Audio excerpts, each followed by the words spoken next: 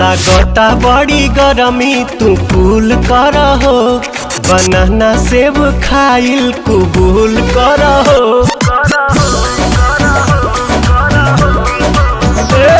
लागता बड़ी गरमी तू कूल कर हो, बनाना सेब खाइल कबूल कर हो। हट जानी सटी जा तू सीना से भर जाता